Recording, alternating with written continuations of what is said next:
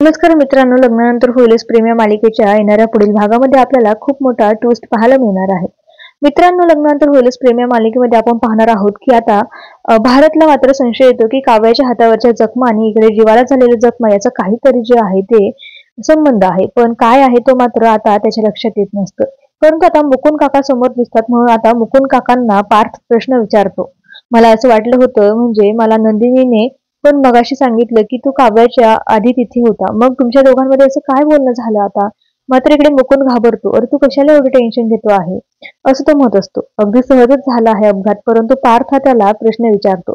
तेवढ्यातच समोरनं मालिनी जात असते म्हणून लगेचच आता वहिनी आली असं म्हणून मुकुंद तिथून पळ काढतो. आता परंतु पार्थ त्याला आवाज देत थांबवतो आणि मुकुंद काय थांबत नाही.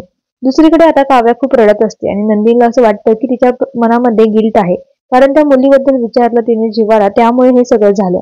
परंतु आता काव्या म्हणते, ताई आता तूच सांग, मी त्यांच्यासमोर कसं जाऊ? मला खरंच कळत नाहीये.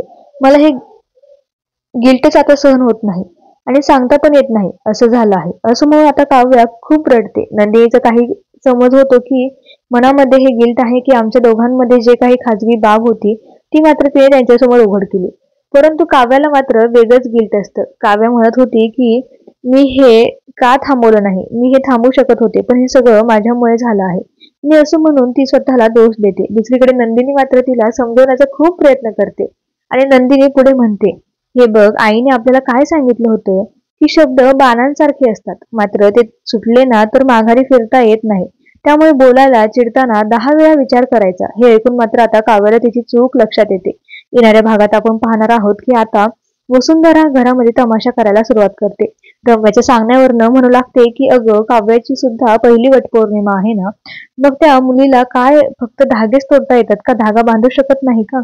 असं तसं खूप घरात तमाशा होणार आहे आता. पण मित्रांनो, तुम्हाला ही मालिका आवडते का आणि मालिका तुम्ही पाहताय का हे आम्हाला कमेंटमध्ये कळवायला विसरू नका. धन्यवाद.